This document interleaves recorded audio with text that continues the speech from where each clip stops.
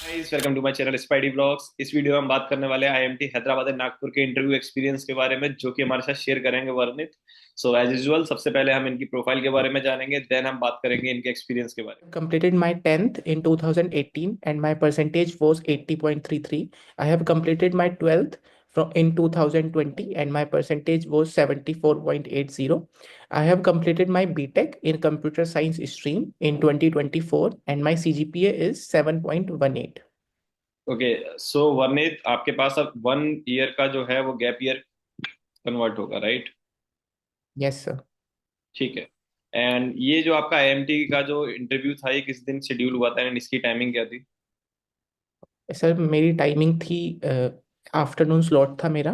12 पे हमको जाना था एंड मेरी डेट थी 14th Feb 2025। ठीक है, afternoon slot, right? Afternoon slot, yes sir. ठीक है। और आपने बोला जाना था, दैट मीन्स ये जो है ऑफलाइन था। Yes, sir, it was a offline interview. ठीक है, तो जब आप पहुंचे वहां पर तो पूरा क्या क्या प्रोसेस थे डी डे के दिन में एंड कैसे कैसे स्टार्ट हुए?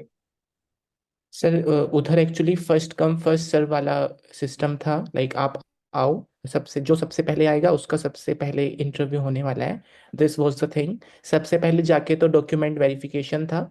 हमको ओरिजिनल मार्कशीट्स वगैरह मंगवाए थे। सो सबसे पहले there was a like document verification session. Then उसके बाद हमको स्लॉट्स मिल गए थे, हमारी जीमेल पे हमको स्लॉट्स पता चल गए थे कि मेरा कौन सा पैनल है और कौन सा मेरा सीक्वेंस नंबर है। डॉक्यूमेंट वेरिफिकेशन में क्या क्या डॉक्यूमेंट्स देखे गए आपसे?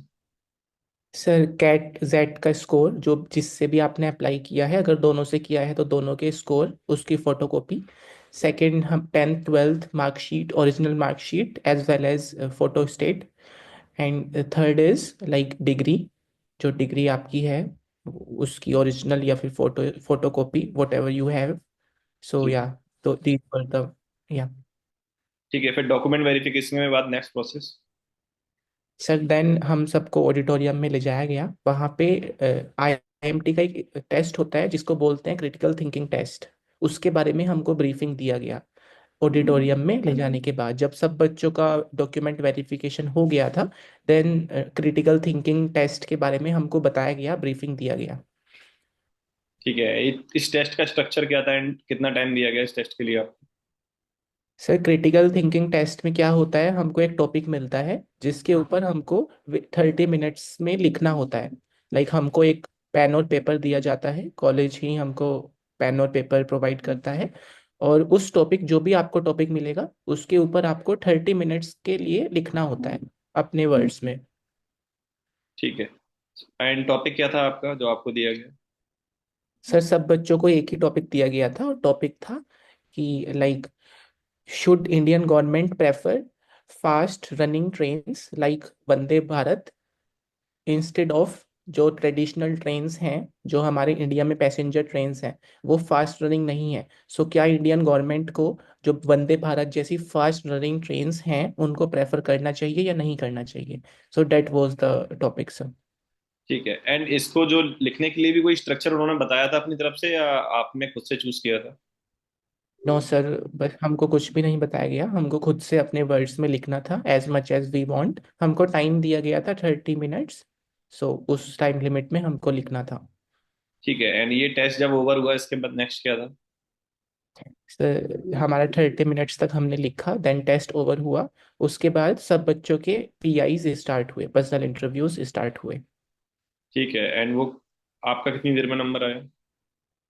सर लाइक जैसे कि मैंने आपको बताया पहले कि first come first serve system होता है आईएमटी में। So I knew this before also. मैंने आपकी वीडियोस देख के पता चल गया था मुझे कि फर्स्ट कम फर्स्ट सर्व वाला सिस्टम है। सो मैं थोड़ा जल्दी ही पहुंच गया था वेन्यू में। सो मेरा ज़्यादा टाइम नहीं लगा, विद इन 1 आवर मेरा पीआई का आ गया था नंबर। ठीक है, तो जब आपका पीआई स्टार्ट हुआ कितने पैनलिस्ट थे और उनके क्या क्या क्वेश्चंस थे आपके लिए? सर दो पैनलिस्ट थे, दोनों मेल थे। और लाइक पहले उन्होंने इंट्रोडक्शन तो उन्होंने नहीं लिया। लाइक सब बच्चे इंट्रोडक्शन प्रिपेयर करके जाते हैं, मैं भी प्रिपेयर करके गया था। बट उन्होंने इंट्रोडक्शन हमारा लिया ही नहीं। जो भी क्वेश्चंस उनको पूछने थे, जो एप्लीकेशन फॉर्म होता है जो कॉलेज पहले ही फिल कराता है, उसमें जो जो मैंने मेंशन किया था उसी के रिगार्डिंग उन्होंने मेरे से क्वेश्चंस पूछे। लाइक मैंने मेंशन किया था कि 10th के बाद आई वेंट टू कोटा। मैं आईआईटी जे प्रिपरेशन के लिए कोटा गया था for 2 years। So one of the panelist was also from, like वो भी अपने एजुकेशन टाइम में कोटा गए हुए थे। So he asked me some questions regarding my quota journey. So normal application form में जो जो मैंने लिखा था उसी के रिगार्डिंग उन्होंने क्वेश्चंस मेरे से पूछे। जैसे क्या क्या क्वेश्चन, जैसे आपने कोटा जर्नी के बारे में मेंशन किया, तो क्या क्वेश्चंस थे वो? या सो सर, जैसे मैंने आपको बताया एक पैनलिस्ट वो भी कोटा के रह चुके हैं। He was also a student in Kota. So he was a student of Bansal classes, and coincidentally, I was also a student of Bansal classes. So he asked me about my teachers as well as about my favorite subjects in back to my IIT JEE preparation. मेरे favourite subjects कौन से थे and मेरे favourite teachers कौन से थे, and some of the teachers जो मेरे थे वो उनके बैचमेट थे आई थिंक उस टाइम के।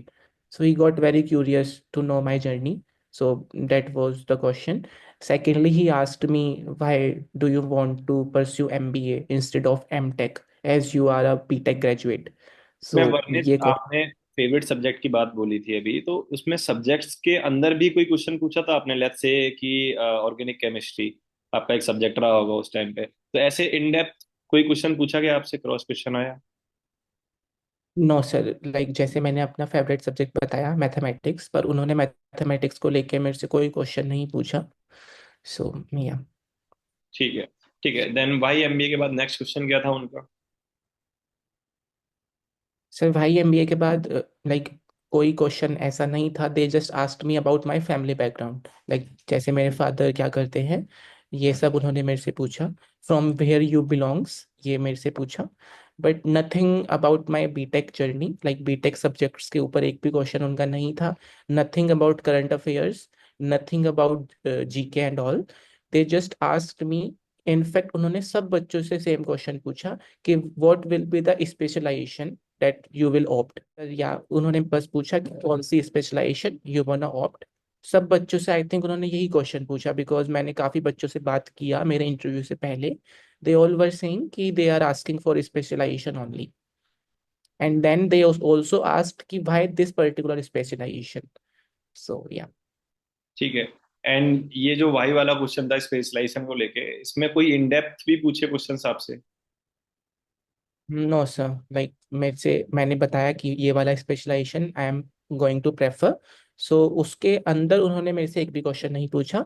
Then at last they asked me about my preference, कि आप कौन सा कैंपस प्रेफरेंस है आपकी। सो ठीक या है, ठीक है। एंड जब आपने प्रीफरेंस का आंसर दिया, वाई दिस प्रीफरेंस, ऐसा कोई क्वेश्चन? No sir.